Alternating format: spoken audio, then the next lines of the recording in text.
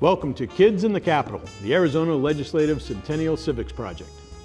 In this DVD, you will find interesting information on your state government and your roles as citizens in that government. All of the members of the legislature from both parties work together to bring you information about interesting civics topics. We hope that you and your teachers use the information in this DVD as you study civics in your classroom. In the DVD, you will see your fellow Arizona students document how a bill becomes a law. This is the most important job at the legislature. Generally, we start out with over 1,500 bills and end up with about 400 bills that actually become law. It is a long process and much debate and discussion, particularly from the public. You will also learn about the long, hard road toward Arizona becoming the 48th state in the Union and the glorious day in 1912 when we finally achieved statehood. Our state historian, Marshall Trimble, wrote the stories included in the DVD, and one of the state's most important historical figures, Justice Sandra Day O'Connor, will tell you the exciting personal accounts of Arizona's founding fathers. We hope you will enjoy the civics lessons included in the DVD. We picked Arizona topics we thought would be of interest to you. Teachings by my fellow legislative colleagues on the subject of our Constitution, 3 branches of government, direct democracy, Arizona's early economy, and its current state budget, along with how local and tribal governments interact with state government. We will also test your knowledge of Arizona's state symbols. It is important for you to know your state elected officials. Our state's constitution gives each statewide elected official specific duties and responsibilities. You will be introduced to these individuals, and in their own voices, they will tell you about their very important jobs and describe their typical day of work to you. For many students, the Arizona Capitol and its beautiful museum are only known to them through pictures. We have included an award-winning documentary that shows how the old Capitol was constructed and the extraordinary exhibits in our Capitol. We hope it gives students in our rural communities an opportunity to enjoy this beautiful Capitol through film. Our goal in this DVD is to educate you on the concepts that guide our work at the legislature. We hope that the world we open up for you in this DVD will cause you to ask questions and want to learn more about how your government functions. We encourage you to visit our website, www.azleg.gov, and learn more about the state legislature and the work that is done every day on behalf of each person living in our state. You can even look up your state legislators and write to us about what you have learned from this DVD. You are the future of Arizona. We wish for each and every one of you a happy and prosperous future. We hope that this DVD will inspire you to be our next generation of civic leaders. Even if you do not choose a career in public service, we hope you will exercise your right to vote and to be an active participant in the democratic process.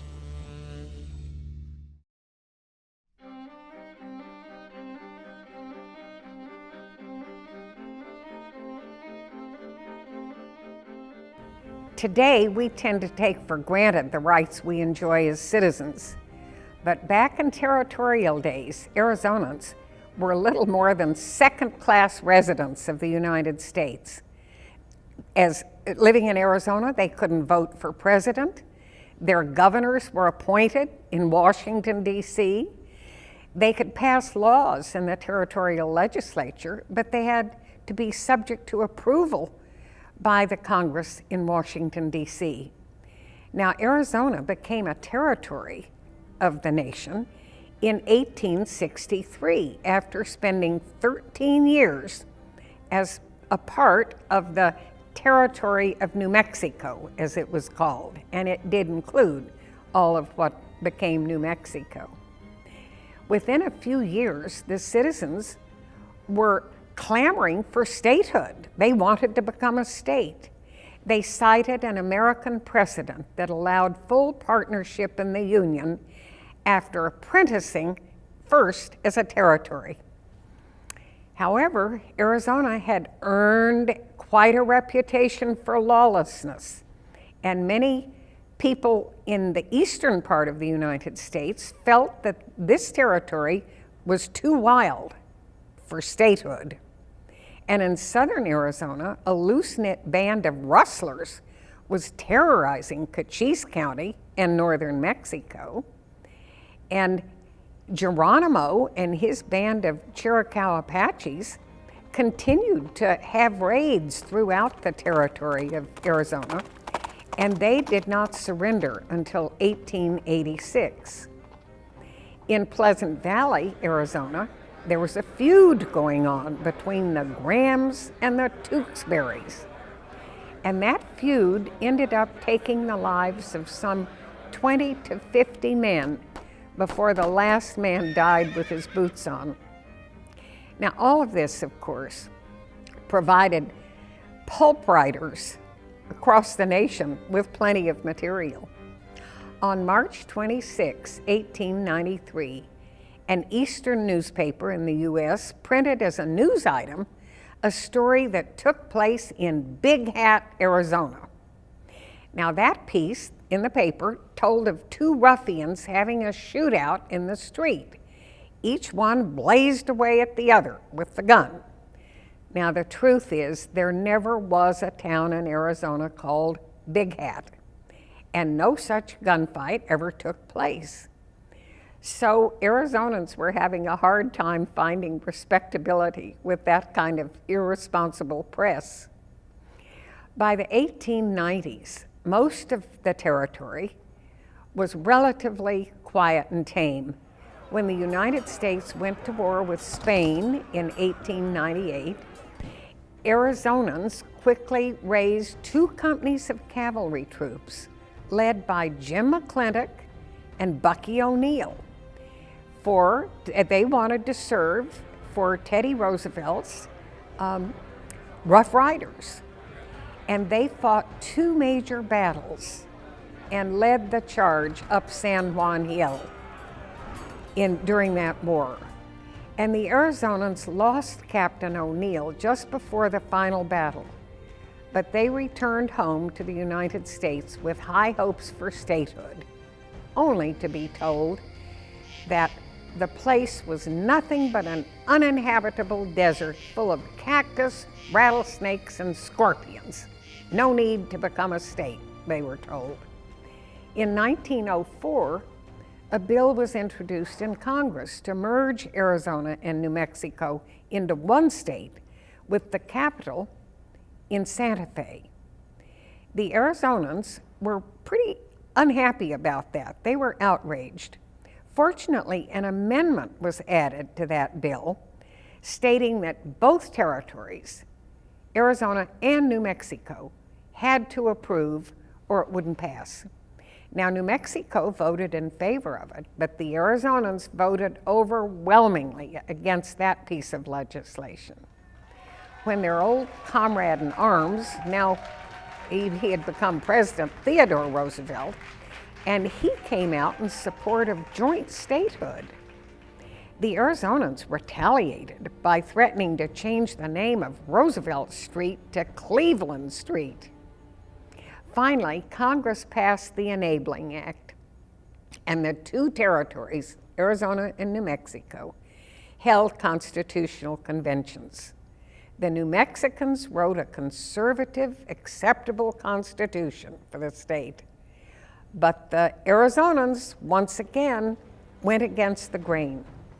They had the nerve, the gall, to include measures in the Arizona proposed constitution, such as direct primary elections, and to provide for laws started by initiative measure, and to include provisions for making referendums and for the recall of elected officials. But the women's suffrage proposal failed to pass despite a 10-foot-long petition from Gila County for it and a picture postcard showing a woman and child standing next to a drunk man lying in the gutter with the caption, "This man can vote, this woman cannot." That measure did pass 2 years later. The Arizonans were warned that then President Taft, William Howard Taft, who was a former judge, they were told that he would veto the Arizona Constitution because it included a provision for the recall of judges. But Arizona stubbornly refused to back down. On August the 11th, 1911, the president vetoed the Arizona Statehood bill. They got advice, Arizona got advice, take that provision out, and when statehood is granted, put it back in, they were told. Well, that's what Arizona did, and the president was ready to sign the statehood bill on February 12th. But somebody pointed out that the 12th was a holiday. It was Abraham Lincoln's birthday. And the 13th might be unlucky. You know, we're always scared of the 13th of the month. So the Arizona Statehood bill was signed on Valentine's Day, February the 14th. And after that, that provision for the recall of officials was reinstated, and the Arizonans got their revenge in the election of 1912 when former President Taft finished 4th in the state behind Woodrow Wilson, Teddy Roosevelt, and Eugene Debs. Now, Arizona had remained a territory rather than a state for 49 years, longer than any other. California to the west was never a territory, it just became a state. And our neighbor to the north, Nevada, was a territory for only 3 years. So the road to statehood for Arizona was long and difficult. Earlier, Senator Thomas Bard of California had said that Arizonans were not intelligent enough to become a state. Some Eastern pundit wrote that Arizonans were so uncultured and coarse, so unchurched and unwashed, that it would be at least a century before one would have an impact on Washington, D.C.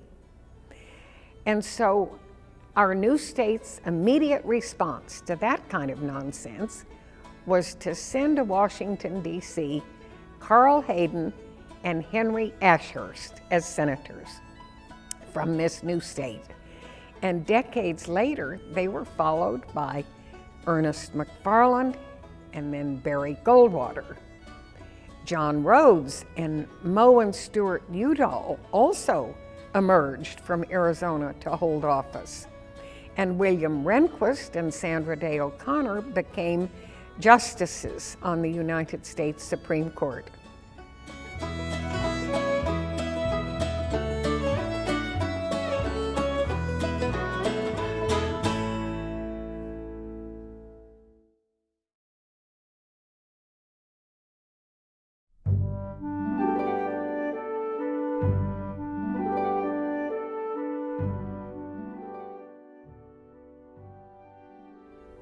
It took some 40 years for Arizonans to succeed in becoming a state. And the most glorious day in Arizona history finally arrived. It meant an end to second-class citizenship. It meant Arizona was now a state. It had a voice and it had a vote. In fact, several votes in the United States Congress. On the morning of February 14th, 1912, at 8 a.m., people were gathered around the telegraph office in Phoenix, anxiously awaiting news from Washington, D.C. about becoming a state. Meanwhile, in another part of Phoenix, a wedding was being delayed until official word arrived about statehood for Arizona. Hazel Goldberg and Joe Meltzer wanted to be the first couple to be married in the new state of Arizona. A fidgety 3-year-old youngster named Barry Goldwater was the ring bearer for that wedding ceremony. And downtown at the Ford Hotel, George Wiley Paul Hunt, Arizona State's first governor, was getting ready to make the 1-mile walk from the hotel in the city of Phoenix down Washington Street to the state capitol. The population of Arizona in 1912 was barely over 200,000 people. Tucson was the largest city with about 22,000 citizens. Bisbee was second with around 16,000. And Jerome was close behind. Phoenix had only about 15,000 people. Mining was Arizona's main industry, and mining camps were the commercial centers for ranchers, for cowhands, for freight haulers, and miners typically worked 10-hour shifts, often underground, for as little as $1 a day for apprentices, and as much as $3 a day for experienced hard rock miners. Farming was primarily carried out in the Gila, Salt, and Colorado River valleys. Ranching was carried out throughout the state of Arizona. Back in the nation's capital, in Washington, D.C., a motion picture camera recorded a president for the very first time during that official occasion of being named president. At 10:02 a.m. Washington, D.C. time, 8 a.m. in Arizona, President Taft scratched his signature on the statehood bill with a new gold pen.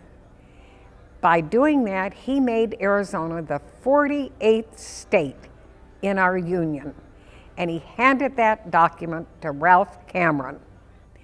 At 8:55 a.m. Arizona time, the telegraph operator tapped out the message of congratulations to Arizona from the president. And it was official at last. Hooray! The long blasts from train whistles, the ringing of church bells and school bells, and even pistol shots were fired in the air. And a lot of whooping and hollering heralded the beginning of the glorious day of festivities when Arizona finally became a state. In Tucson, a holiday was declared, and all 254 students, that was all there were, at the University of Arizona, were excused from classes for the day. In Snowflake, Arizona, people blew up an anvil. And the biggest blast came in boisterous Bisbee, where celebrants set off a large charge of dynamite, which almost blew off the top of the mountain there. Now, Governor Hunt, a stout man with drooping walrus mustache and a large bald head, he had special reason to be proud of this day.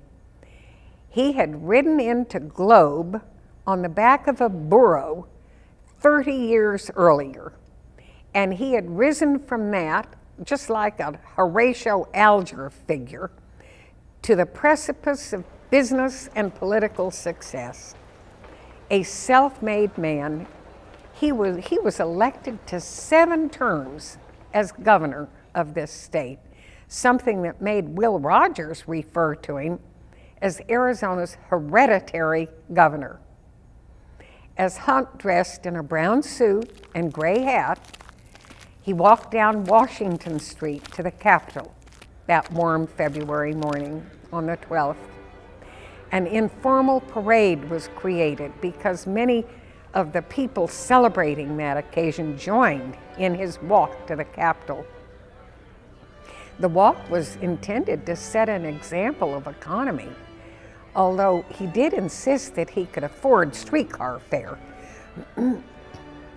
There was a stand erected in front of the Capitol building, and it had very simple decorations. Hunt requested no military guards and no pomp and ceremony. At 12 o'clock noon, then Chief Justice of Arizona, Alfred Franklin, read the oath of office for Hunt, and Hunt was officially sworn in. He made a short speech, and the ceremony ended. Not too elaborate. Elsewhere, multicolored streamers and bunting was in evidence as new state officials prepared to take over from the territorial counterparts for their duties. Downtown in Phoenix, a big parade was scheduled for 2 p.m. Governor Hunt was joined in a reviewing stand at the county courthouse by the golden-throated orator William Jennings Bryan. And a 48-gun salute had to be halted after only 10 rounds because the noise was rattling windows and upsetting all the horses in Phoenix. And in those days, we had more horses than cars. The Phoenix Indian School Band led off the parade, and the 50 young women on horseback from Union High School made up the finale for the parade. When it was over, Brian, who could never resist an opportunity to speak in an oration, he gave a 2-hour speech. Can you imagine?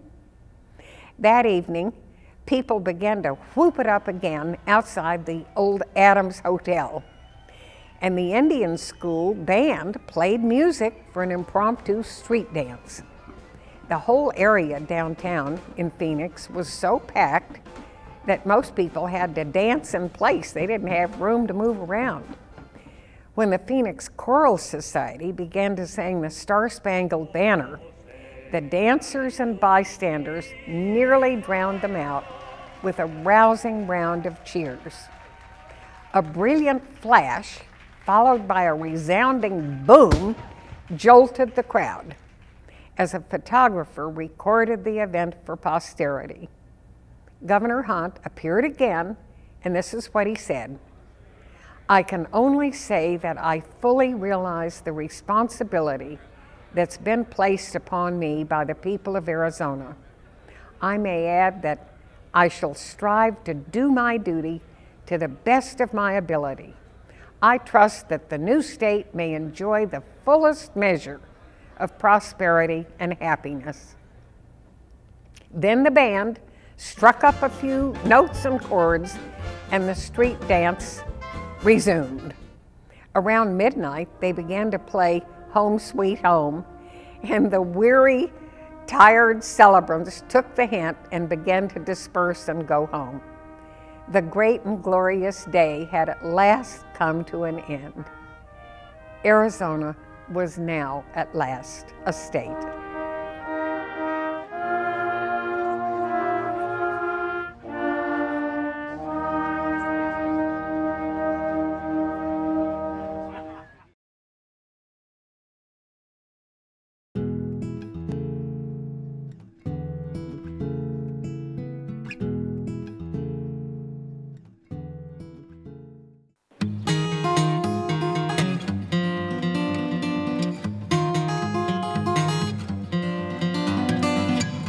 Keeping watch through days and decades.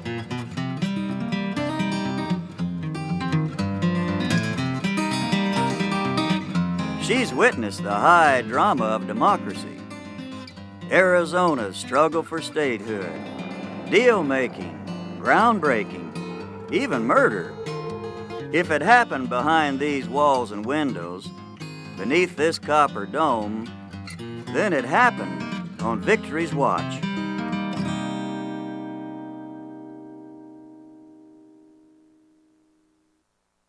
There's a statue on top of our dome. Her name is Winged Victory. From high atop the Arizona State Capitol building, Winged Victory greets visitors with open arms. You've passed House Bill 2292. Signed in open session, the Secretary Those who come to watch history unfold as lawmakers shape Arizona's future, and others who come to wander through the state's colorful past.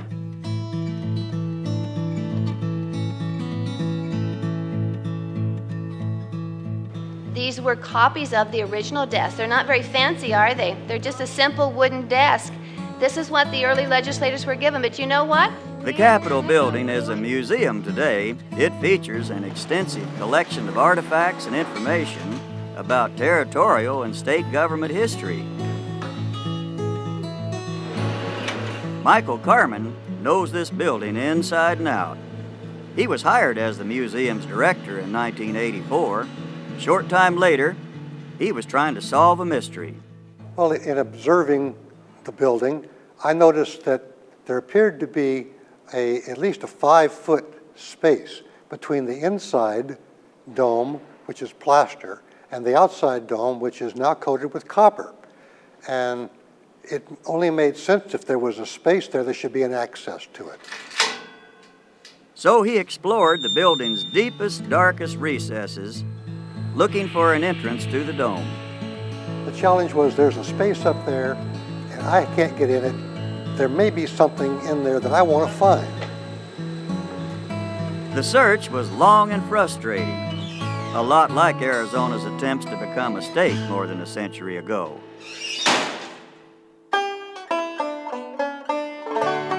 Shortly after President Lincoln approved the formation of the Arizona Territory in 1863, a capital was established in what now is Prescott, but it didn't stay there for long. They moved it down to Tucson for about 10 years. Prescott was able to convince them to come back, and then shortly after that, the capital was moved from Prescott down to Phoenix, where it found what appears to be a permanent home. 1889 was the year the capital made its final stop in Phoenix. The Territorial Assembly met on the second floor of what was then Phoenix City Hall. It immediately formed a commission to find a site for a brand new capital. The commission would eventually decide on a location at the end of Washington Street, primarily because its owners agreed to make major improvements on the property and to deed it to the territory for only $1. Years went by with very little progress. Then, in 1898, the Assembly selected a design by architect James Riley Gordon, and construction began the very next year. Nearly $136,000, and 2 years later, the Arizona Territory had a new Capitol building, and Winged Victory had a home.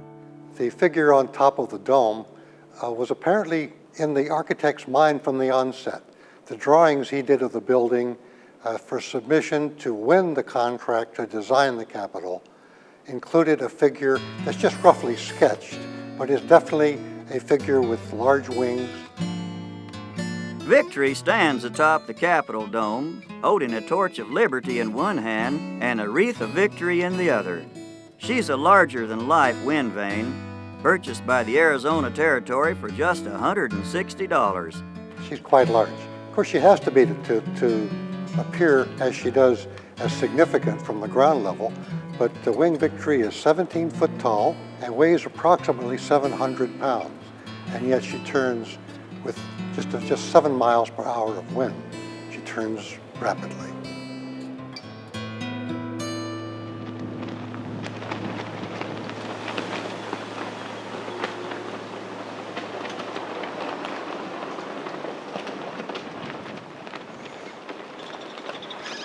In the 1950s, she was forced to stop. Some lawmakers apparently were offended whenever Victory turned her backside towards the front of the Capitol. I think offended is putting it mildly. So they turned her around and tied her down permanently, facing east.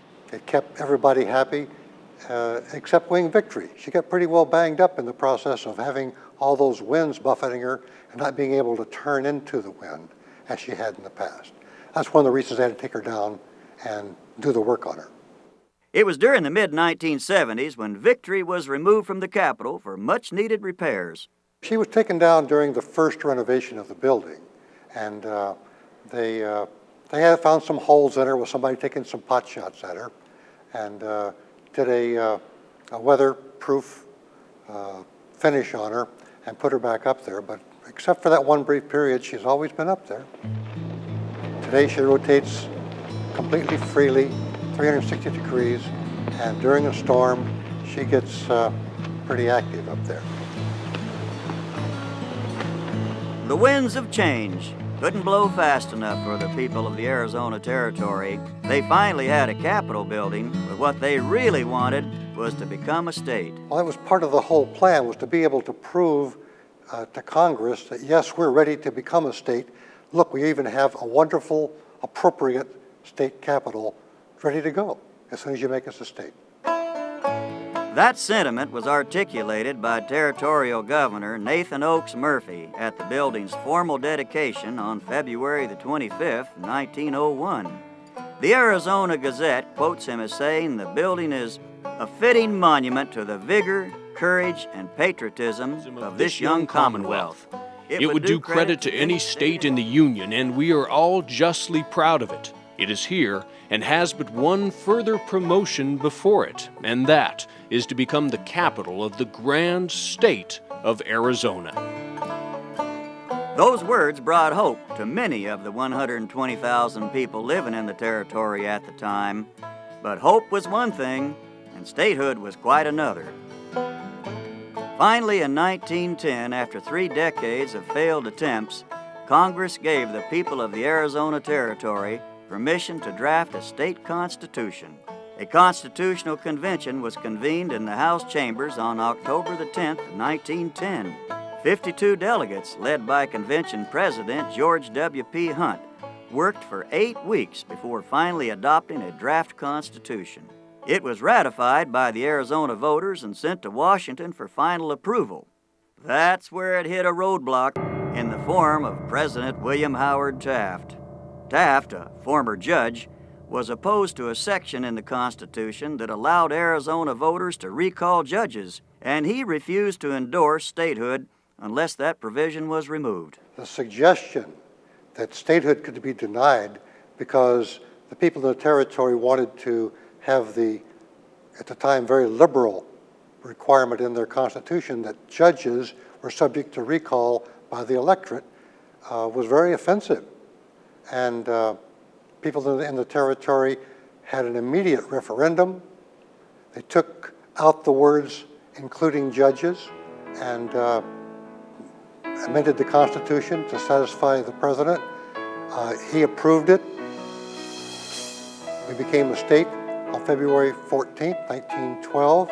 In the very first election following that, they put those words right back in there.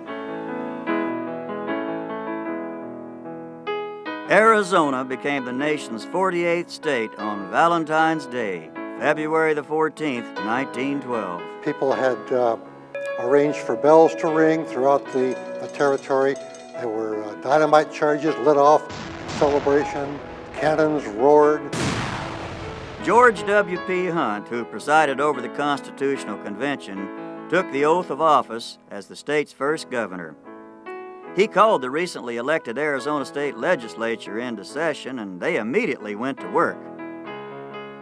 At the very first statewide election, voters not only restored the recall of judges to Arizona's Constitution, they also gave Arizona women the right to vote.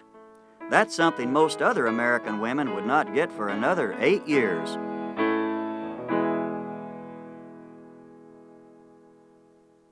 Victory presided over a number of historical moments in 1912, but she probably didn't expect to be witness to a murder. On Tuesday, May 7th, at about 11:30 in the morning, a man identified as Kaufman walked into the Surveyor General's office on the first floor of the state capitol building. He fired his .32 caliber revolver 4 times, killing the chief clerk, then emerged into the lobby where he shot himself straight through the heart. Lawmakers meeting upstairs at the time hardly noticed the commotion, according to a news report in the Arizona Republican that says, "It was thought so unlikely that there would be a shooting in such a place that most people assumed it was just the explosion of harmless bombs exploded by some practical joker." The motive for murder may have been a real estate transaction gone bad. On the other hand, witnesses suggested the gunman was delusional. Whatever the case, he was obviously prepared to die. A note found in his pocket gave specific instructions about what to do with his remains and his personal belongings. Strange tragedies like that often have the makings of a good ghost story. But there aren't any ghosts haunting these hallways. At least none that we know of. However, visitors to the State Capitol Museum are sometimes startled when they turn the corner and see Governor Hunt staring them straight in the eye. It is kind of shocking. It looks like it's real. He looks good enough that if you gave him CPR, he'd probably be alive again. He does look like he's alive, ready to talk to you, doesn't he? Yeah, he does. The wax figure is a stunning likeness of the man nicknamed Old Walrus. He's one of the most influential public officials in state history, the only person elected governor of Arizona 7 times, and by all accounts, a real character. No question about it. Anybody that could be governor 7 times for 2-year terms and then go through that really wonderful parallel to the 2000 election. If you thought the presidential election between George W. Bush and Al Gore in 2000 was a mess, just look at what happened in Arizona more than 80 years earlier. In 1916, Governor Hunt was running for re-election against Thomas Campbell. When Campbell was declared the winner by 32 votes, Hunt took immediate action. Hunt literally locked Campbell out of the building, claiming victory and voter fraud.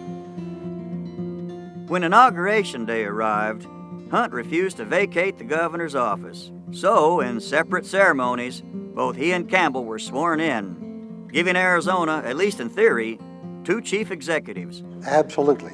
Governor Hunt had an office in the Capitol, and where he was collecting a paycheck, by the way, because he controlled the money. The treasurer actually worked for him. Governor Campbell, if you accept his victory, had an office down the street in the Adams Hotel, and he was not being paid, nor was his staff. And they maintained the dual governorship until the courts made that first decision that Campbell had indeed prevailed. After recounting ballots, the Maricopa County Superior Court named Campbell the winner. Hunt relinquished the governor's office, but appealed all the way up to the Arizona Supreme Court. State's High Court made its ruling on December the 22nd, 1917. By unanimous decision, the court declared George Hunt the winner by 43 votes. After 11 months in the governor's office, Campbell was forced to leave, and Hunt moved right back in. That's the Wild West. That's Arizona's version of the Wild West, anyway.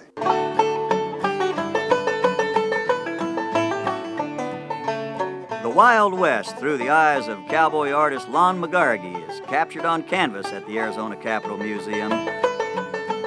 That's another wonderful Governor Hunt story, you know.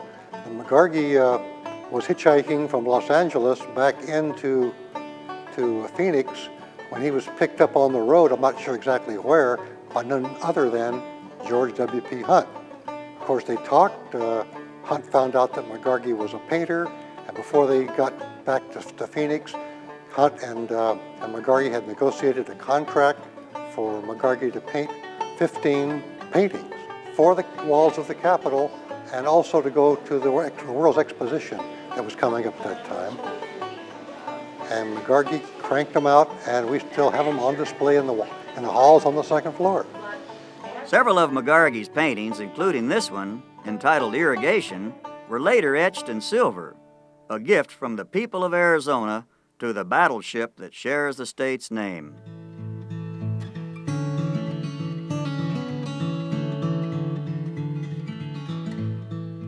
It is absolutely gorgeous.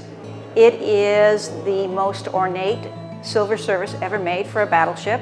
It is so Arizona in nature that, and so unique with the copper on the dishes and the saguaros and everything else. It's a very emotional piece, though, the silver service is. Alice Duckworth, tour coordinator for the Capitol Museum, says the silver was not aboard the USS Arizona when she sank in Pearl Harbor on December the 7th, 1941. Previous to that, in around, I think it was January of 41, they'd been in Bremerton, Washington. And because the world was so uneasy, there was war in Europe, there was war in Asia, they decided to strip for battle. And the silver service was removed and placed into storage at that time. Getting it back was not a question of diving down into the harbor, but convincing the Navy that they ought to give it back.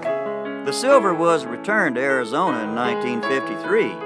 It's now part of the museum's most popular exhibit. We did a survey about 3 years ago, and we asked people as they went through the museum, to rank what they saw, and the USS Arizona and her silver service came up number 1. It is part of our way to keep the history of the Arizona and her men alive so that people don't forget what happened at Pearl Harbor.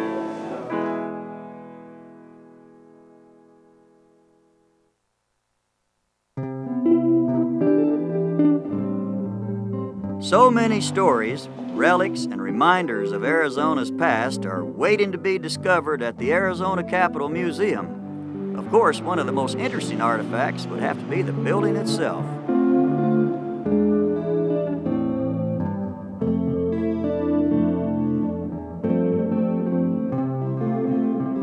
During construction in 1899, a bit of controversy erupted. Instead of the simple structure we see today, there were allegations that an extravagant and much more expensive capitol was being built. This sketch, offered as proof at the time, is indeed the work of James Riley Gordon, the architect who designed Arizona's capitol, but it's a plan he submitted for projects in other states, and according to Michael Carmen, it was never seriously considered for Arizona.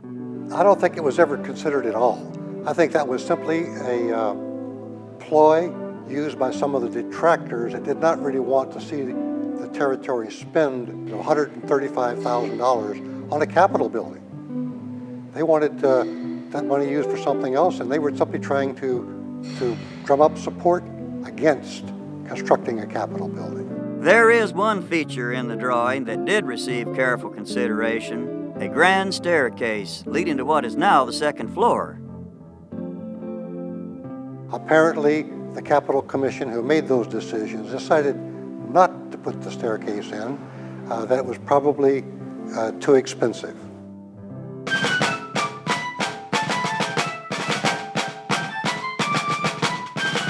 In the absence of a staircase, the second floor balcony and the area in front of the Capitol are often used for special events, including the inauguration of Arizona's governors.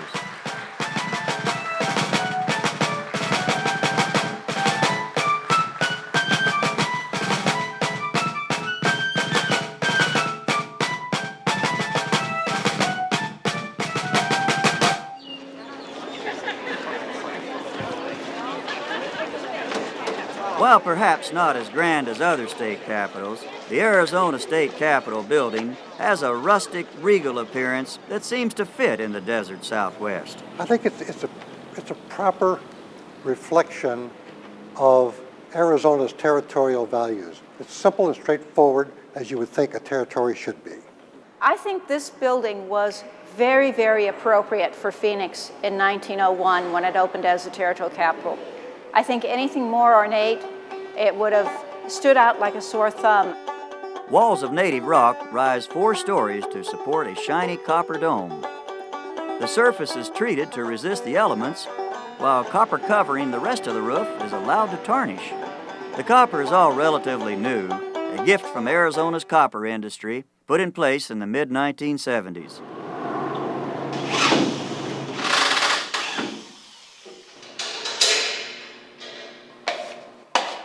Through the years, the building has gone through a variety of changes. A fire suppression system was recently installed. Of course, the addition of air conditioning must have made life a lot easier for everyone. Without air conditioning in the summer in Phoenix back in the early 1900s, it would have been really, really hot, but not as hot as we're doing nowadays. One of the things that would be a saving grace is the very, very thick rock walls, and the fact that the building was set up with ventilation. In the early days, electric fans circulated air, awnings provided shade, and the heat escaped through the skylights and windows. And the round windows you see up there, we call bullseye windows, are almost like portholes. The glass in them does open, they pivot to allow rising hot air to escape.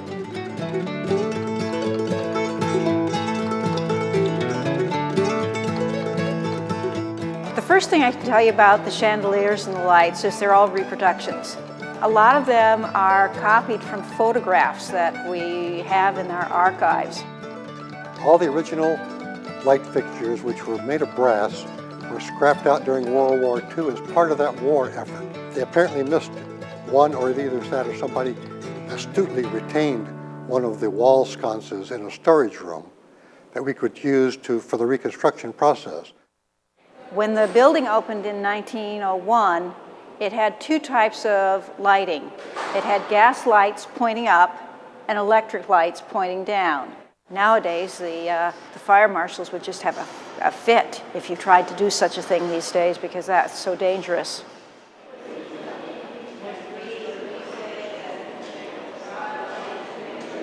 When you look at the Great Seal of the State of Arizona, as we have it down here on the ground floor, one of the first things people see when they visit the Capitol Museum is the colorful tile mosaic of Arizona's Great Seal. It was purchased at the end of the fiscal year 1923 with money left over in the state's budget. It was all down, we had a big party, and then finally somebody came by and looked at it and went, oh my, it's wrong. You see, the official Great Seal includes images representing the 5 C's historically important to Arizona's economy: copper, cattle, citrus, climate, and cotton. After the Great Seal was installed, they looked down there in 1923 and they realized that it was missing 2 of the C's. The contractor couldn't get a copy of the official Great Seal that was drawn by E.E. Mutter back in 1910. So what he did was he went around and sketched various seals that he found in the Capitol area. He sent those sketches to a place known as Zanesville, Ohio, and they did a composite.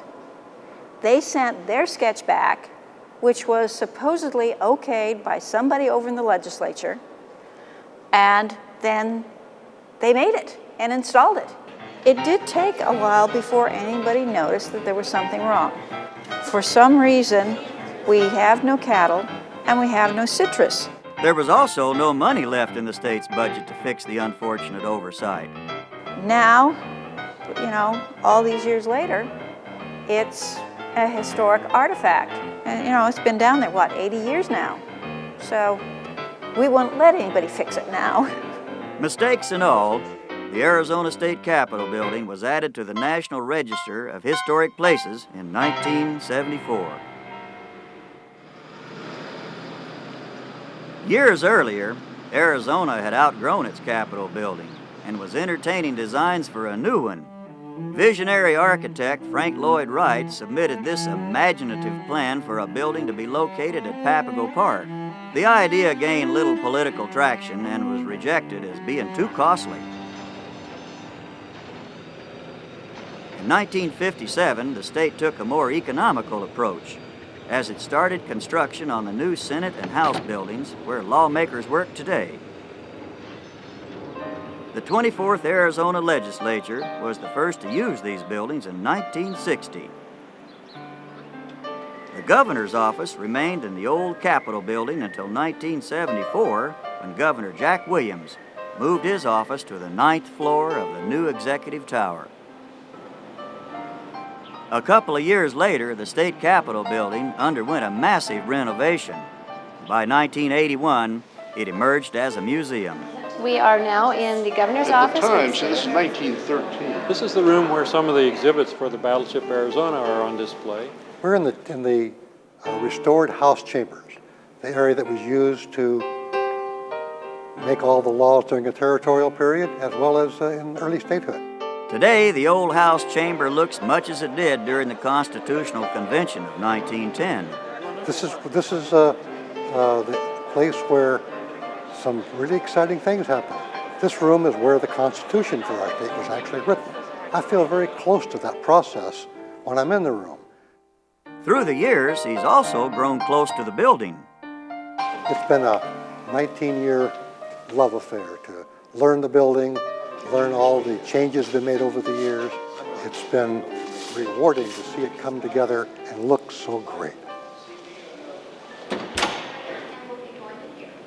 In many ways, the Capitol has come full circle, and Winged Victory was here through it all. She kept watch over this building beneath her wings and the state of Arizona as it grew from 205,000 people in 1912 to about 5.5 million 9 decades later. During the mid-1990s, Michael Carmen had been hoping Victory might be watching over something else. Maybe some forgotten treasure trapped beneath the copper dome. Well, treasure for a historian is a package of letters, not necessarily gold bullion or anything. For For 10 long years, he'd been searching for a way to get inside and was close to giving up. I was up on the roof with an architect, and I told him of my search for the access. And he said, well, I think it should be on the outside. Let's look at the dome. And he walked right up to it and put his hand on it.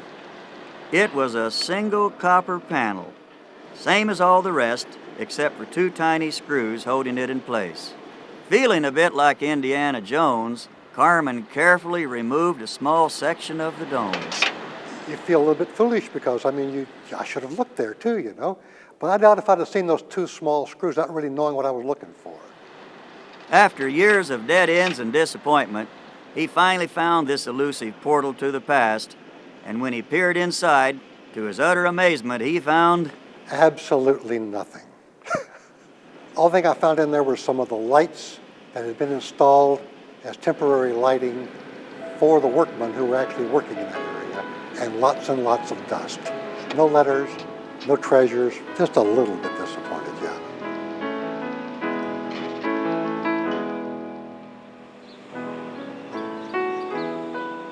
As it turns out, Victory doesn't keep any secrets.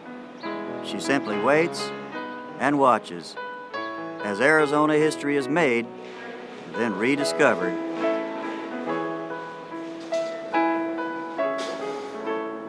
At the Arizona State Capitol Museum.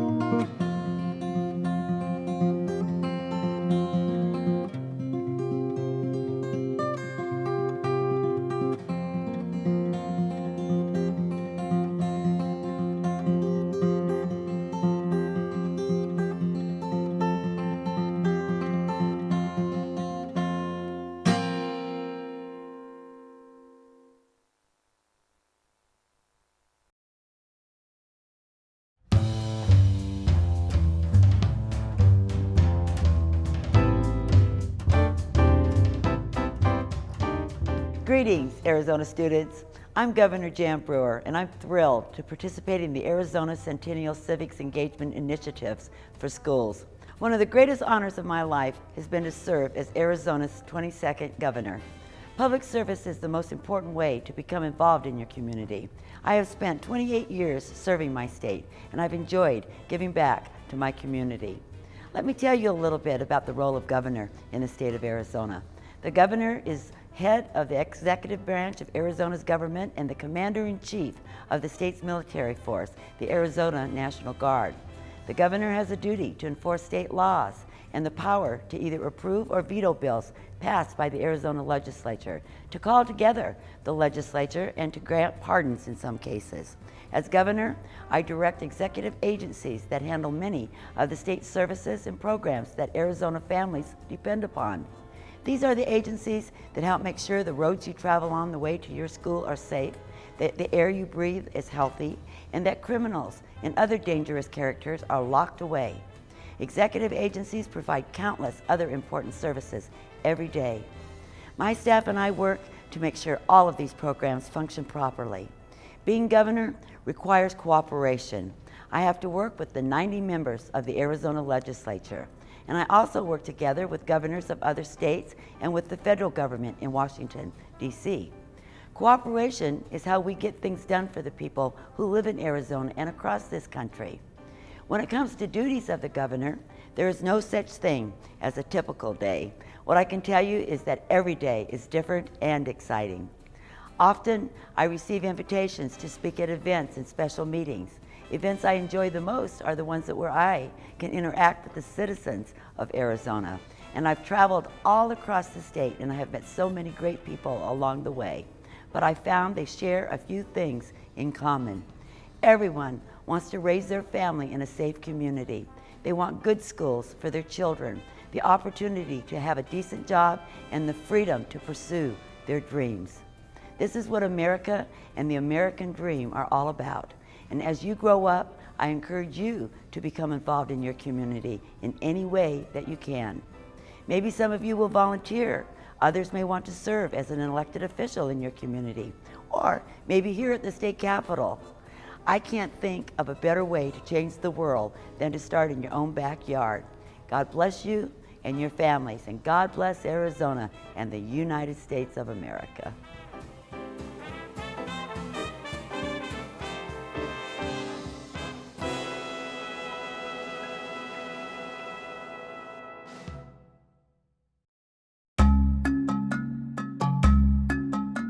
Hi, I'm Secretary of State Ken Bennett.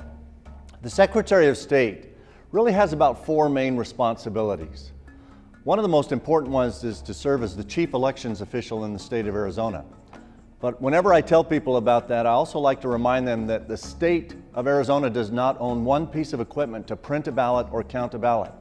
All of that is owned at the local county level. So we work very closely with the county recorders and the county election directors to make sure that the elections in Arizona are conducted accurately and fairly and openly. So elections is one of our big responsibilities.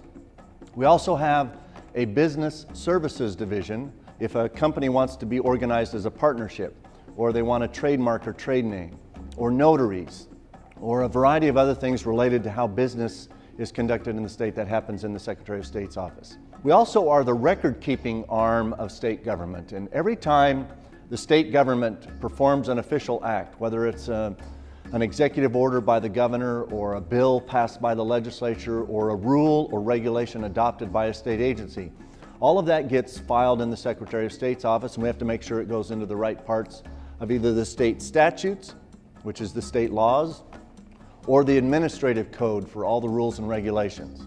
And then the 4th responsibility of the Secretary of State is to serve as the Lieutenant Governor. We don't have a Lieutenant Governor position by that name in Arizona. The number 2 position is the Secretary of State. So if something happens to the governor, either temporarily or permanently, then the Secretary of State becomes either the acting governor, or has happened 5 or 6 times in the history of the state, actually becomes the new governor. So those are the 4 main responsibilities of the Secretary of State.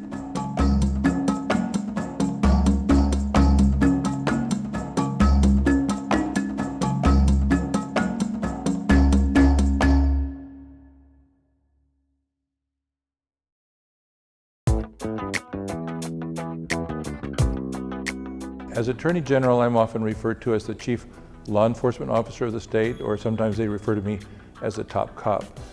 Interestingly, criminal cases, which are what most people know about what I do, are less than 15%. The biggest section in my department are people who defend children, protecting against child abuse, getting enforcement for support orders. That's the biggest one of my sections. In my criminal section, I do have a section that deals with fraud cases, big complex fraud cases. I have another section that deals with drug cases. And we also have a section in our criminal division that deals with victims' rights. When you have crimes, you have victims, and there's a lot we can do to help victims, and that's an important goal for us. And we have what we call a civil section, and this is the section that represents the different agencies of government. I actually practice law. I try to be a role model for the lawyers in my department. One of my messages is that we are passionate advocates. We fight hard for our client, which is normally the government, or the people, protecting them from crime, or protecting lawsuits that are brought against the state. And so I handle cases myself. So that's a general outline of the kinds of things that I'm responsible for.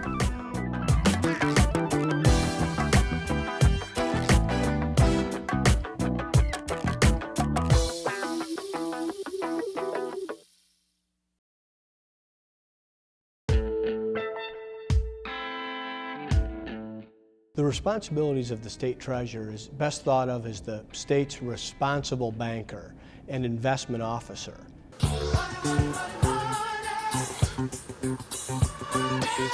We don't collect the tax dollars and we don't spend the tax dollars, but all those tax dollars, sales tax and income tax, fines and fees, come into the treasurer's office.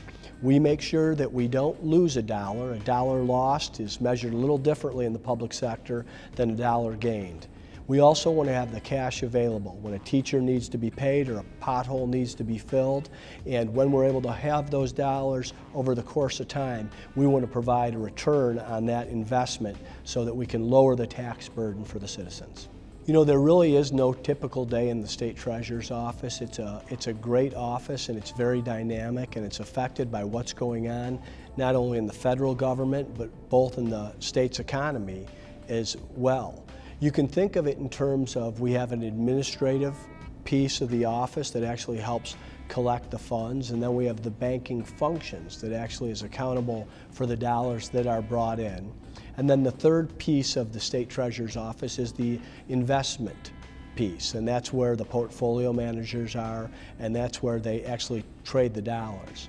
I think the most fun part of being the state treasurer is I think it's the most nonpartisan part of state government. You really are a responsible banker and investment officer, so whatever's happening in the economy affects what's going on in that office. If the markets are going up, the value of those portfolios are going up. But if the markets are going down, those portfolios are affected. We have to make certain that we've got our spending aligned so that we don't overspend and we don't run out of money, just like people and their own family and small business.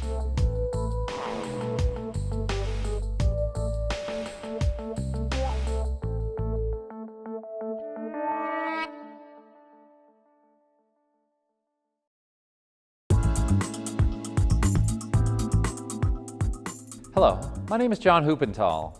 I'm the Superintendent of Public Instruction for all of Arizona. It's a system that has about 1.1 million students, over 120,000 employees, including more than 60,000 teachers in over 2,000 schools. And my job is to carry out the policies of the State Board of Education and to work as hard as I can to improve outcomes in education. But I'm also on the Board of Regents, which oversees the work of all three universities. I'm also on the board of First Things First. First Things First is a state agency that was set up by the voters of Arizona, and its purpose is to make sure that every child has the opportunities that you and I have had as we have grown up, to make sure that we're ready for kindergarten, that we're ready to go on into grade school and then on into high school. Another one of our jobs is to make sure that our schools in Arizona are performing for the students. So just the same way that you get grades, an A for excellent work, a B for good work, and on down through an F for fail, we do the same thing for schools. We look at how schools perform, how the students are moving up academically, how they do on their tests, and then we put a letter grade on each and every school to make sure that all of our education system is doing as well as it can for the students in Arizona.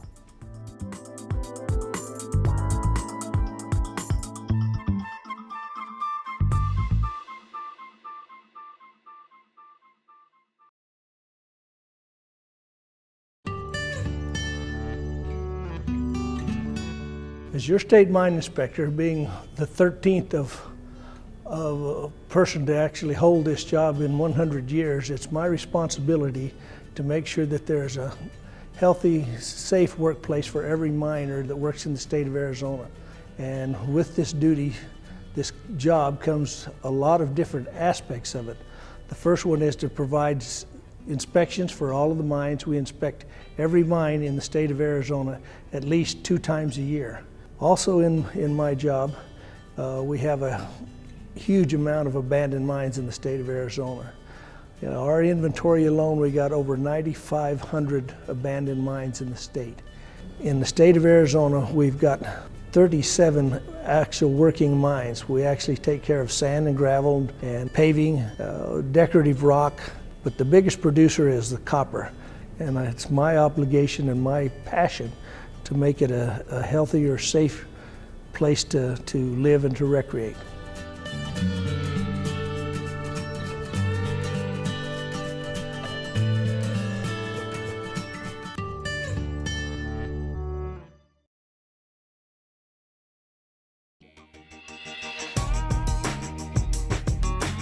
Hello, I'm Rebecca Birch, Chief Justice of the Arizona Supreme Court, and I'm here to talk with you about the governmental branch that I head, the judicial branch. Our founders set up our country with three separate but equal branches of government. The legislative branch made up of Congress, or in Arizona, the legislature, the executive branch, which is headed by the president, or in Arizona, the governor, and the judicial branch, the courts, whose highest court, both in the federal system and in Arizona, is called the Supreme Court. The Arizona court system, like most court systems, is complex.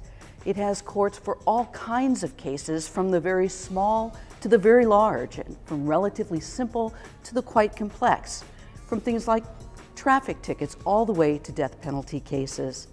Now, given all these different types of cases, as you might suspect, we have several different kinds of courts that operate at several levels and handle different types of cases. The Arizona Supreme Court is the highest appellate court in Arizona. And like the Court of Appeals, the Supreme Court doesn't have trials.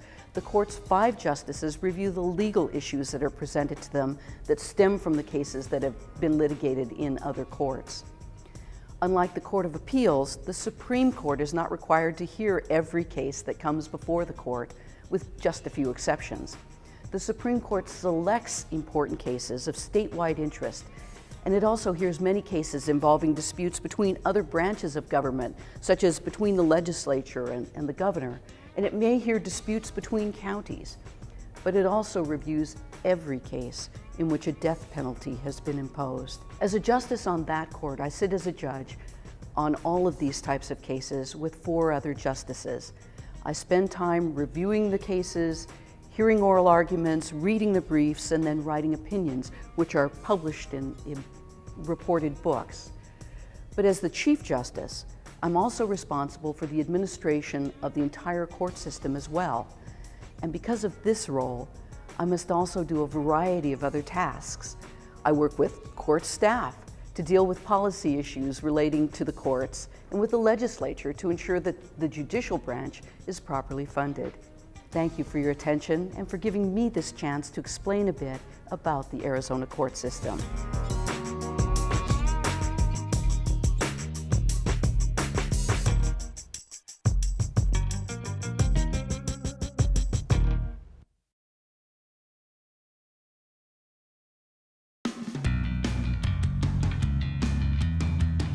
Hi, my name is Gary Pearson. I am chairman of the Arizona Corporation Commission. What we do at the Arizona Corporation Commission primarily is we regulate utilities. Utilities that are owned by investors, not the city's utilities, not a county utility, but those that people invest in. And so we let them know what they can charge, all of us, for our rates on water or natural gas, electricity, or telephone if it's landline. We do not regulate cell phones or wireless. We also regulate pipeline safety. Pipeline safety meaning the pipes that bring either natural gas or gasoline fuel into Arizona. We regulate railroad safeties, crossings, and those sort of things. We regulate securities, which are the things that you can invest in if you're an investor, or if you sell those investments, we regulate and license you if you sell those. And we regulate all the corporations that are created in Arizona. If you want a corporation, a limited liability corporation, or a regular large corporation, you would come to the Corporation Commission to get that paperwork done. And that's primarily what we do here at the Corporation Commission.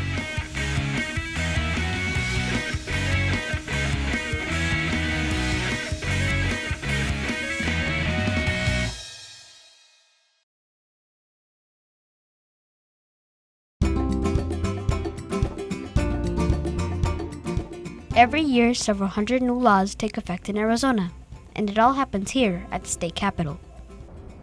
Hi, I'm Parker. And I'm Freddie. Welcome to How a Bill Becomes a Law. For the next few minutes, you will see how a bill becomes a law from idea to the governor's signature. It's a very complex process. It all starts with a concept. A legislator, a lobbyist, a state agency, a business, a group, or just a common citizen has an idea about something they believe needs to be done to make life better in our state. The concept must be agreed to by a member of the legislature before it can be written in proper bill form.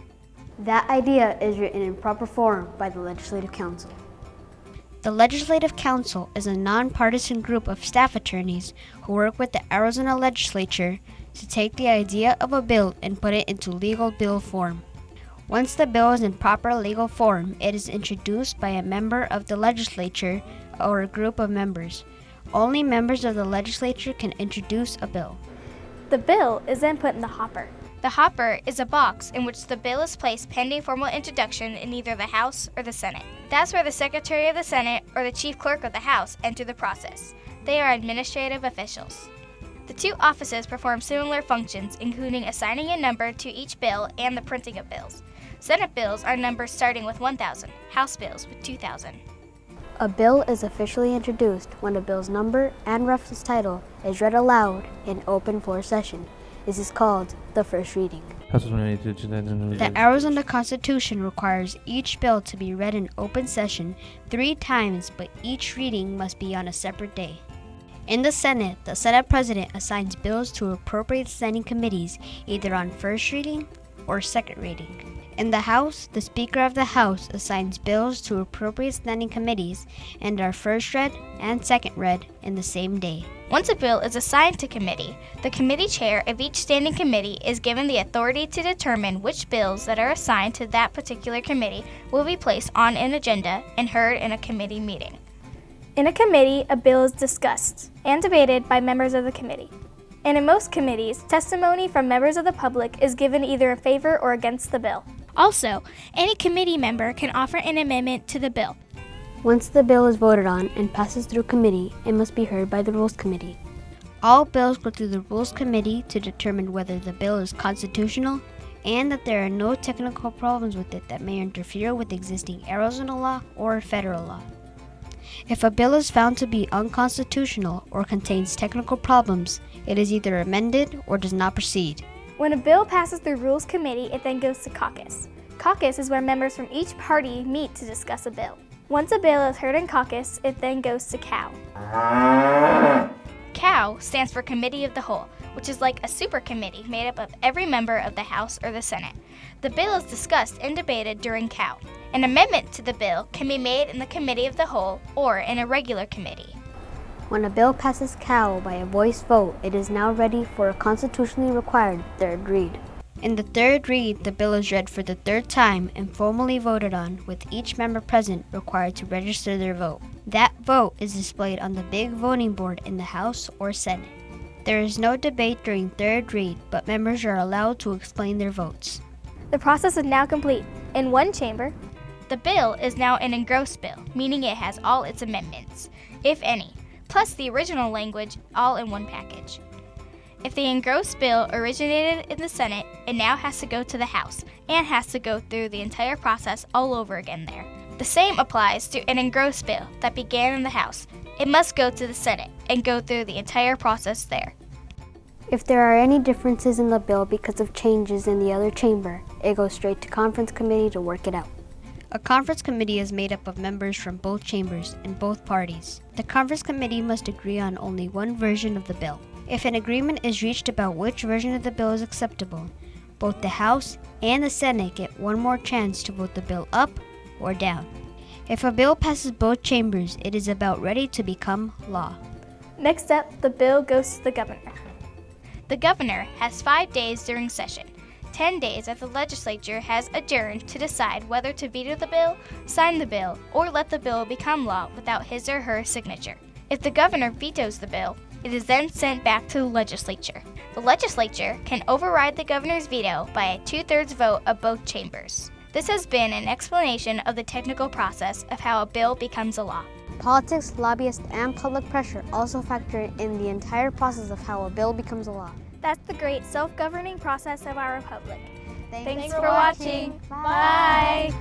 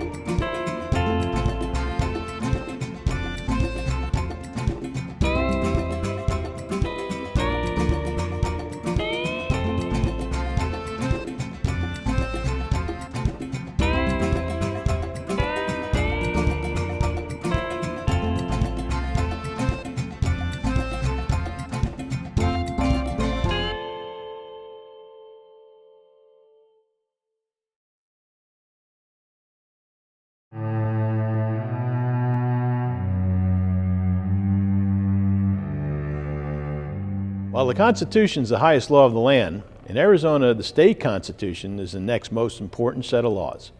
The Arizona Constitution outlines what our state government structure looks like and some of the state's key responsibilities. There are many similarities to the U.S. Constitution, such as having 3 branches of government and having 2 houses in the legislative branch. But the people of Arizona made their Constitution unique to this state. The current version of the state Constitution got its start in 1910. The people of Arizona wanted to become an official state in the United States. In order to do this, the state had to prepare a constitution, and the Congress and the President had to approve it. So 52 men met in Phoenix in 1910 to begin drafting a state constitution. Now, Arizona's constitution is unique because of the influence of the progressive movement in the Constitution. Progressives were worried about the level of corruption in government and wanted to keep as much power in the hands of the people and not elected officials. There are several aspects of Arizona's Constitution that show the influence of this movement. Arizona's Constitution gives people the power to change the Constitution through an initiative process. Citizens can also recall elected officials from office. And this is all part of the Constitution that has caused some controversy and significant controversy in the past. Today's Arizona Constitution is now 30 articles. Article 4, 5, and 6 outline the branches of state government. Other articles outline key state responsibilities such as managing elections, water rights, collecting revenue. One of the most important of the state responsibility is found in Article 11, which is about education. Now, this article says that the state legislature is responsible for providing a general and uniform public school system, which is why the state is ultimately in charge of all the public schools in Arizona. Arizonans still have the power to change or amend the state constitution. There are 3 ways to amend the Constitution. People can get together and develop an initiative. An initiative must have many, many signatures from Arizona citizens. With enough signatures, though, these initiatives could be put on the ballot and Arizonans will vote on them. Similar to the initiative process is the referendum process. For a referendum, the legislature votes to put a referendum on the ballot for citizens to vote on. If the majority of the voters vote in favor of the initiative or referendum, it becomes part of the state constitution. Now, the 3rd way to change the Constitution is to hold a constitutional convention. Arizona has not had a constitutional convention. Changing the Constitution is a power the people like to exercise. The Constitution has been amended more than 100 times, and Arizona is only 100 years old. So as you can see, Arizona's Constitution does have some similarities to other states and the U.S. Constitution, but it also is unique, just like Arizona. The first branch of state government that the state constitution created is the legislative branch. The legislative branch of government is where our state laws begin. Similar to the federal government, there are 2 houses in the legislature, the House of Representatives and the Senate. Arizona is divided into 30 legislative districts. Each district elects 2 members of the House of Representatives and 1 senator, so there are 60 representatives and 30 senators making up the legislature. The legislature works in the state capitol buildings. Arizona has a citizen legislature, meaning that legislators are only supposed to work part of the year, a time we call legislative session. Because this is only a part-time position, most legislators also have other jobs. Each district elects its representatives and senators every 2 years, and a legislator can only serve 4 consecutive terms, or 8 years, in their respective seat. In the state constitution, the legislature is allowed to organize themselves however they see fit. The House of Representatives and the Senate have developed similar structures.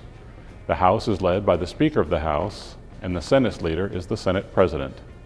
Both of these leaders are responsible for appointing legislators to committee work on specific issues, like the Education Committee and the Appropriations Committee. Both leaders also determine the schedule for the legislature, including what bills are heard when and how long debate on the bills will last. The legislature operates under what's called parliamentary procedure, meaning that there are very specific rules that have to be followed in how they work. Members of the House of Representatives and the Senate both develop bills that they believe will be good for the state of Arizona. Last year, over 1,000 bills were introduced by representatives and senators. These bills are then debated in committees and among the entire House of Representatives or Senate. If more than half of the representatives and senators approve of the bill, it is sent to the governor, who can either sign it into law or veto it. As one of the checks and balances, the legislature can override the governor's veto with a supermajority. In last year's session, over 300 of the introduced bills made it through the legislative process to be signed into law. In addition to making laws, the legislature is also responsible for the state's spending. Developing a state budget is one of the most important and time-consuming efforts the legislature undertakes. If the legislature wants the people of Arizona to decide on an issue, they can vote to refer something to the ballot, meaning that Arizonans will vote on whether to make something a law or to make a change to the state constitution. Lastly, the legislature has a big role in the general oversight of how the government is running. The legislature can put together committees to look at specific issues and report back to the House of Representatives and the Senate as a whole. The time when the legislature is working on writing and debating bills is called the legislative session. The regular session begins in January of every year and concludes when the legislature has finished annual business, including passing the state's budget.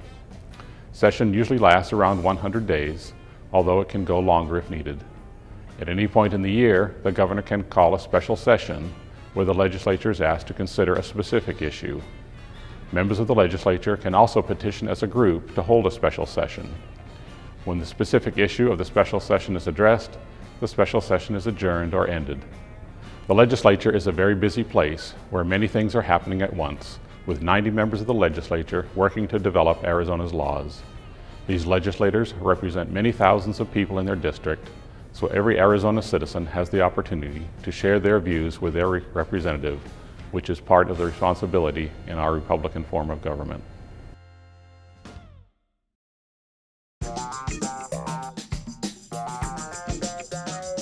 When Arizona began the process of designing its state government, the model was similar to many other states and the federal government.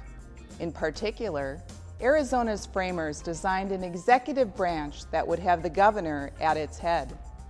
The governor of Arizona plays an important role in the way our state functions.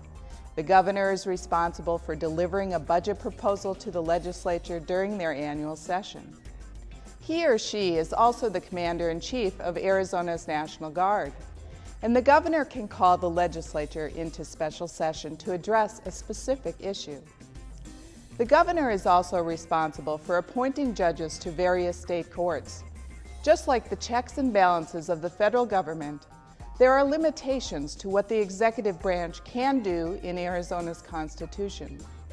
For example, the governor can veto a bill passed by the legislature, but the legislature can override that veto with a supermajority vote. The governor, along with most other statewide offices, is limited to 2 terms, and like the federal executive branch, the governor can be impeached by the legislative branch. Another limit on the governor's power is that he or she cannot change a citizen initiative that has been passed by the voters. One characteristic of Arizona's executive branch is that it is what is called a plural executive. This means that there are several other statewide officials who are elected to the executive branch. In many other states and in the federal government, these positions are appointed by the governor or president. When Arizona became a state, there was a concern about too much power being concentrated in one person's hand, which is why the state constitution calls for these plural executives.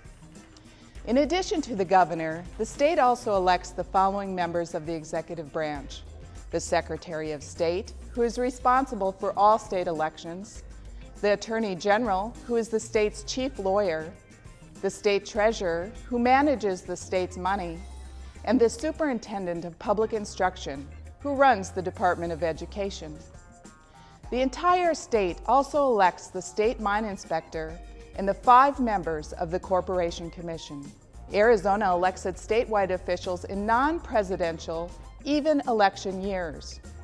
In order to run for one of the executive branch offices, you must be 25 years old, have been a resident of the United States for the past 10 years, and a resident of Arizona for the past 5 years. If the governor leaves office for whatever reason before his or her term is over, the Secretary of State is the next person in line to become the governor. The Secretary of State also stands in as the governor when the governor is out of the state. These statewide elected officials, along with the many state agencies, make up the executive branch of Arizona's government.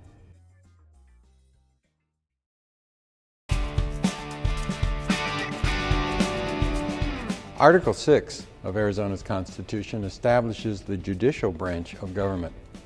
The judicial branch is made up of all the state courts. It is responsible for interpreting state law, mediating any disputes between the other branches of government, and holding lawbreakers accountable for their actions. Arizona's judicial system has 4 main levels: justice courts, superior courts, the Court of Appeals, and the Supreme Court. Each of these courts has different responsibilities, but they all fit together to make up the overall system. The justice courts handle many cases, including most of the less serious criminal cases and conflicts in which a relatively small amount of money is at stake.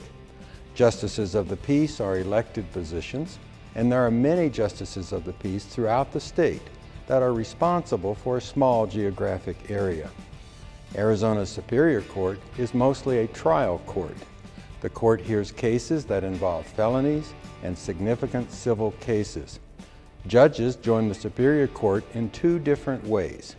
In Maricopa County and Pima County, the 2 largest counties, judges are appointed through a process called merit selection. In this process, a commission made up of judges, lawyers, and other citizens develops a list of potential candidates and screens them.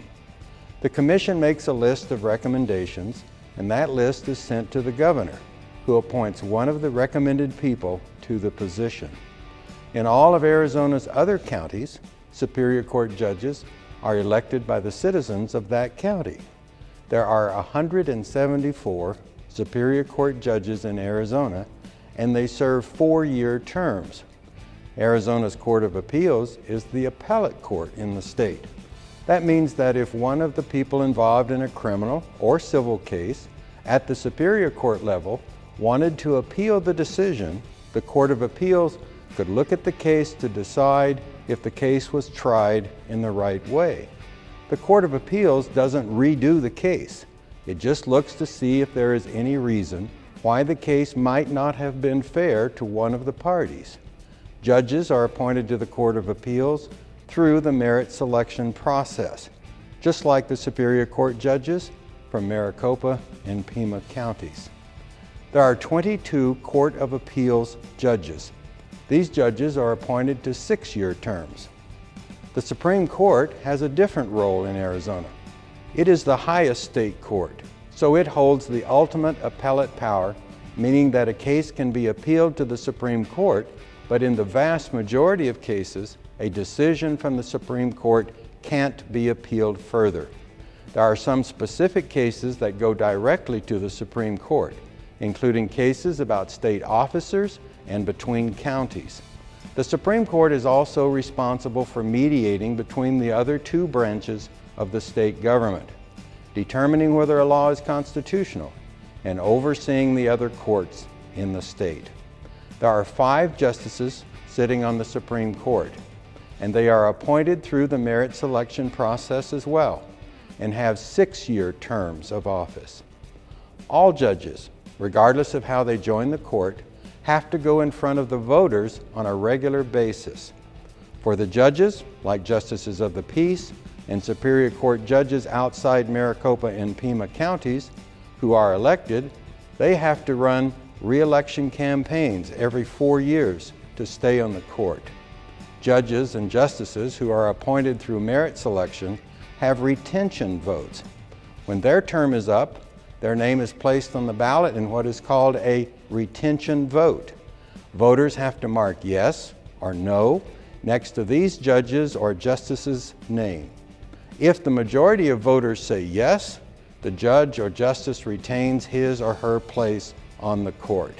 If not, he or she is removed and the appointment process begins again. If the people believe a judge or justice is not following the law or is not behaving appropriately, they can be removed in 3 ways. Voters can hold a recall election, the legislature can impeach, or the Supreme Court can remove them.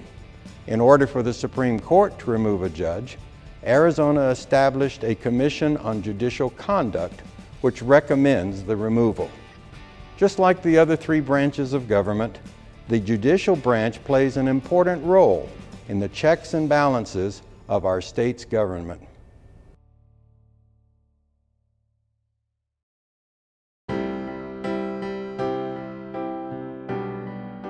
The Arizona Constitution, the document that sets out the plan for the government of our state, begins with the words, "We the people of the state of Arizona, grateful to Almighty God for our liberties, do ordain this Constitution." What that means is that ultimately, power in this state comes directly from us, the people. 100 years ago, in 1912, Arizona became a state. This was during a time in American history called the Progressive Movement. Among other demands, progressives wanted to ensure that we, the people, were firmly in control of the reins of power. Thus, like several other states, Arizona has 3 systems in place to ensure that the people remain in power: the initiative, the referendum, and the recall. These methods are called direct democracy. Again, making sure that we, the people, maintain direct control of our state government. The first example of direct democracy is called the initiative. In an initiative, we, the people, ordinary citizens, can write new laws and constitutional amendments for our state. This is extraordinary power. In the past, Arizonans have used this power to allow women to vote, raise our minimum wage, and change the name of a state university. Arizonans can use initiatives to change just about any state law or the state constitution. In order to start an initiative, a citizen will write a new law or constitutional measure that he or she would like to see enacted in our state. After the measure has been written, the citizen proposing the initiative must start a petition that is signed by a certain number of people. By signing the petition, people say that they would like to vote on the issue at the next election. To change a state law, a petition must be signed by at least 10% of the number of people who voted for governor in the last election. To change the state constitution, a petition must be signed by 15% of the people who voted for governor in the last election. That means that over 170,000 people must sign a petition to get a new state law initiative on the ballot. And over 250,000 people must sign a petition to get a new state constitutional measure on the ballot. Once the measure is on the ballot, a majority of Arizona voters must approve for it to become law. This way, we can make our own laws for this state. The initiative is a popular measure in Arizona. For example, 10 appeared on the ballot in 2006. A second method of direct democracy used here in Arizona is the referendum. The referendum is a little different from the initiative. Referenda, that means more than one referendum, deal with something that has already been passed by the state legislature. Sometimes state representatives and senators will ask the people to approve changes to the state constitution. The state legislature may also ask the voters to approve certain laws. In both of these cases, a simple majority of the legislature is required to propose such changes. However, citizens may also propose their own referenda. If 5% of the number of voters who voted for governor in the last election sign a petition to block a law passed by the legislature, the referendum is sent to the voters to decide the issue. Referenda to block state laws are very rare and have only been successful a few times within Arizona's 100-year history. Lastly, Arizona's voters have the privilege of recalling their elected officials. As you know, it is the responsibility of citizens to select their elected officials in regular elections by voting for them. However, sometimes voters are unhappy with how their officials are serving them. In that case, if 25% of the number of people who voted for a particular office at the last election sign a petition stating they would like to recall, that means remove or fire an elected official, like a governor, state representative, state senator, or other officer, the decision is sent to the voters in a special election to decide if that person should continue in his or her office. Voters can recall an elected official for any reason. A new person may be chosen in that election to replace the recalled official. To sum up the 3 methods of direct democracy we've discussed today, an initiative is when citizens write and approve their own laws. A referendum is when citizens approve laws or constitutional measures passed by the legislature or block them. And a recall is when citizens have the opportunity to remove an elected official. These 3 methods may seem complicated, but they really just mean that we Arizonans are ultimately in charge of our state.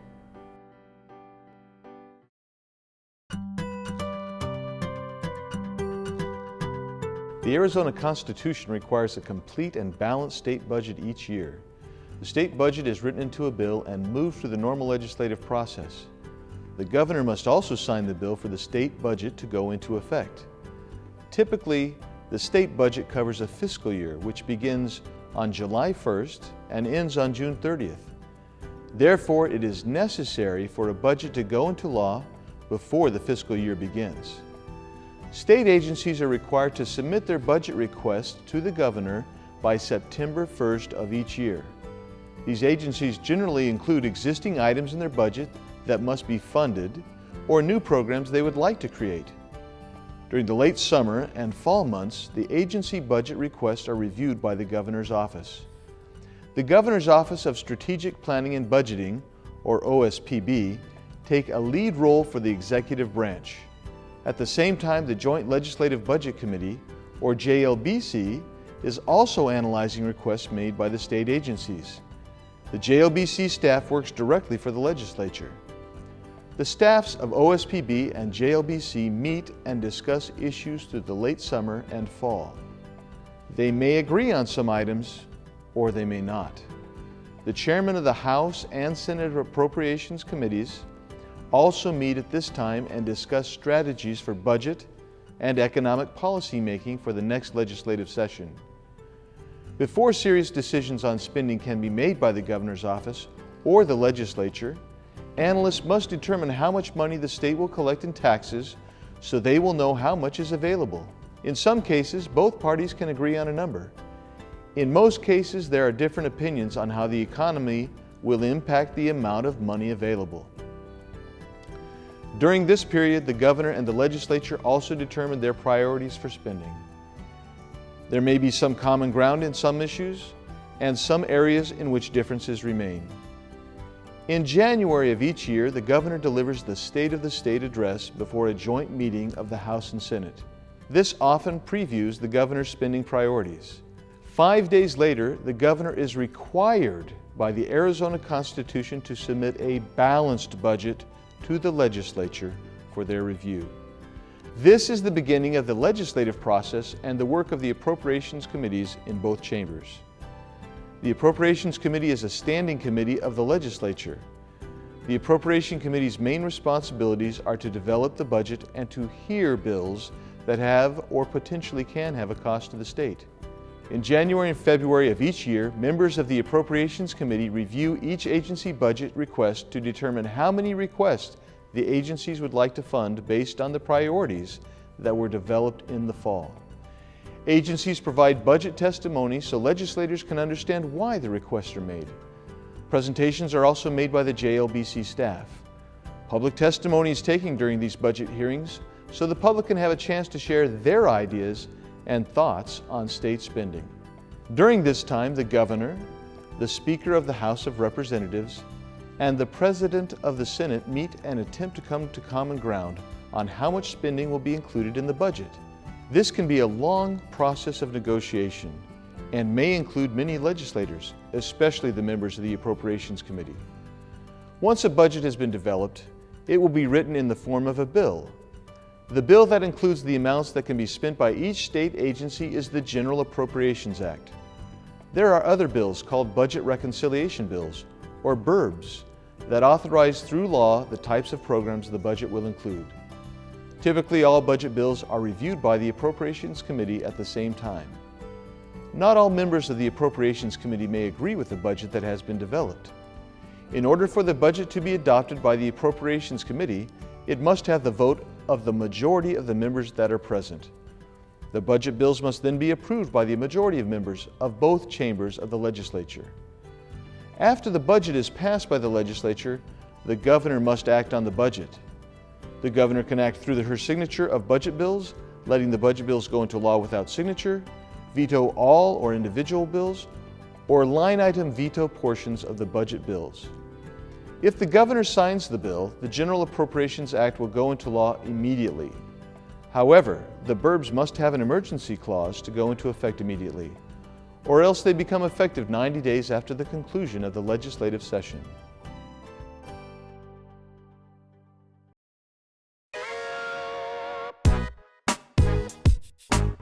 Arizona's state government is probably the level of government that you hear most about. When it comes to the levels of government that provide the most direct service to you on a daily basis, it's our local governments that support those services. Arizona's 3 general levels of local government: county, city, town, and special districts. Each of these 3 types of local government is a separate type of government with its own responsibilities and characteristics. All 3 types of governments below the state level are creations of the state government and are ultimately subject to the state and the course of the people. Arizona has 15 counties, and each of these counties has a local government. Arizona's county system comes from our time as a territory, when each small town didn't have the resources to give its citizens all the services they needed. The counties provided a way to make sure that everyone could have access to government and its services. Today, all of the counties have the same governmental structure. There is a Board of Supervisors, which oversees the county government. Also, there are 7 other elected offices, including the county sheriff, the county attorney, and the county superintendent of schools. The counties are often referred to as administrative wings of the state. The state legislature directs counties as to what they need to do, and then the counties implement those requirements. Sometimes the state tells the counties that they need to provide certain services. Some of the services the counties provide are running jails, collecting property taxes, and providing public health programs. Also, if you don't live in a city or town, the county is responsible for providing you with such things as law enforcement and fire protection. Because there are only 15 counties, they cover a large amount of land. The level of government that is more local to you is a city or town government. Many people wonder, what is the difference between a city and a town? A community of people can form a town when they have more than 1,500 people, but if they have more than 3,000 people, they can form a city. By forming a town or a city, the people of that community can have a government structure which will organize and support police and fire protection, build and repair streets, collect trash, and run libraries. Towns and cities are not required to have a specific form of government, though many of them use what's called a council-manager structure. This type of structure is when the city or town elects a council which sets the overall direction of the city or town and handles some of the big issues. But there is a professional city manager who handles all the day-to-day responsibilities. In the council-manager structure, the mayor is a member of the council, and even though he or she is the mayor, he or she still gets 1 vote on the council. The last form of local government is the special districts. The term special districts is a vague one because it covers all types of different districts. The one you are probably most familiar is the school district. Arizona has 227 school districts. Each of these school districts elects a governing board, and the governing board hires a superintendent, which is a similar structure to the council-manager structures many cities have. School district governing boards make decisions like what kind of curriculum you study in school and how long your school day lasts. They are also able to ask voters to approve taxes and bonds to help them function. Another education district is the community college districts. Arizona has 10 community college districts with hundreds of thousands of students in them.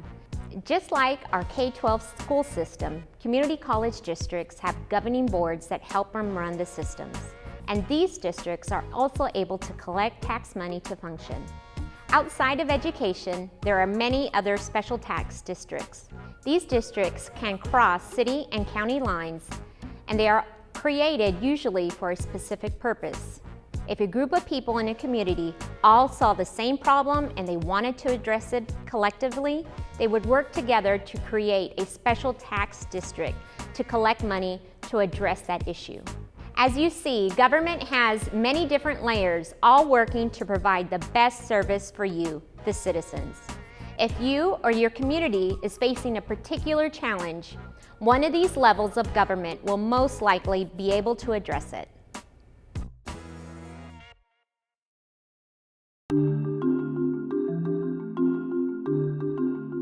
Arizona is home to 22 federally recognized Native American tribes. These tribes have a long, rich history and have contributed to Arizona's culture, development, and growth. Between 1777 to 1771, tribes established treaties with the federal government to recognize their rights to their lands and their rights to self-government. Tribes have nationhood status, and the United States government recognizes each tribe's right to form a government, collect taxes, establish businesses, and administer justice. Federally recognized tribes are considered sovereign nations by the U.S. government and self-govern through their own government structures and constitutions. The tribal government is headed by an elected chairperson, president, chief, or governor. A tribe's governing body is usually referred to as the tribal council and is elected by members of the tribe. The council performs the legislative functions of tribal government. About half of all tribal members live on reservations. Indian reservations are areas of land designated as tribal homelands. The largest reservation in the United States is my tribe, the Navajo Nation. It spans approximately 16 million acres in Arizona, Utah, and New Mexico. The Arizona state government partners with tribes on many issues, particularly concerning natural resources and education.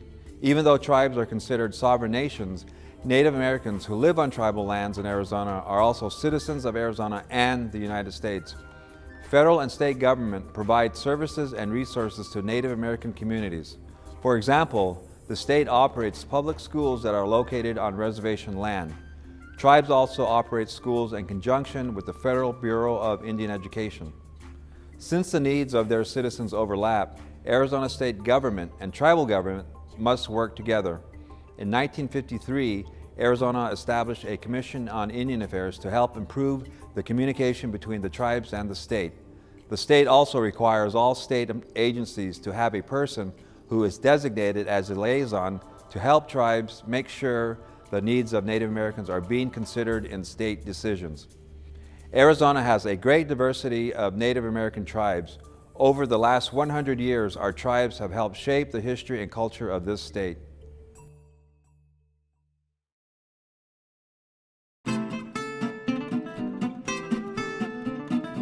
Copper, cattle, cotton, citrus, and climate. These are the 5 C's that have been the basis for the development of Arizona's economy for over 100 years, even before we became a state. And they are still very much part of our economy today. Copper was first responsible for supporting our developing economy. In the 1800s, as settlers moved west in search of gold and silver, it was the discovery of copper that attracted settlers to Arizona. Native Americans have long used copper in the creation of tools, weapons, and jewelry. But mining towns quickly sprung out throughout Arizona in search of this precious metal.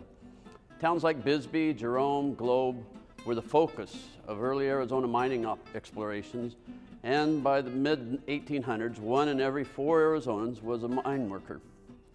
Copper companies have become more industrialized over time. And Arizona now provides the copper for plumbing, for wiring, and yes, coating pennies. Arizona is the copper king of America and continues to provide the copper, more copper than the other 49 states combined. Cattle have been in the state for nearly 500 years, raised by Father Kino and brought here by Father Kino and on other Spanish ranches throughout the West. The cattle industry grew along with the mining industry in Arizona. Cattle were even used for transportation, although the number of cattle in Arizona is about half of what it was 100 years ago. Cow products remain among the state's leading agricultural products. Arizona produces large quantities of beef, and it is the home to many local dairy farms. Cotton has been grown in Arizona as long as there have been farmers, but the introduction of Pima cotton to the region in the early 1900s helped the industry to thrive. Pima cotton boomed during World War I, when there was a ban placed on the import of foreign cotton. Arizona's Pima cotton filled the void. Arizona's cotton growers provided many of the jobs and a great deal of income for the state. However, when the war ended and the military no longer needed the huge supply of Pima cotton, demand dwindled. Arizona still produces a lot of Pima cotton, and it is the nation's 3rd largest cotton producer. Citrus is another one of Arizona's 5 C's. Because of our temperate climate, low frost, and light winds, Arizona is a perfect place for growing citrus fruits such as lemons, oranges, and grapefruits. In the late 1800s, settlers dug a large canal named the Arizona Canal that runs through the state and provides for irrigation throughout the southern half of the state. The citrus industry began to grow early in the 20th century when companies decreased distribution costs.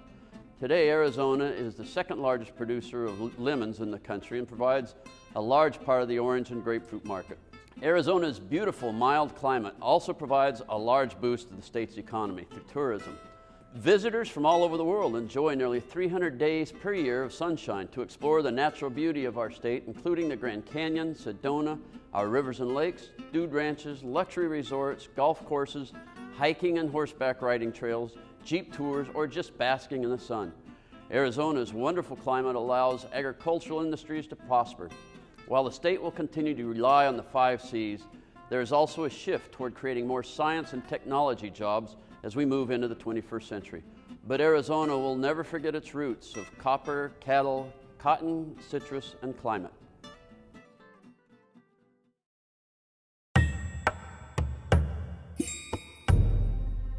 Like most states in the country, Arizona has many symbols that recognize what a special place it is.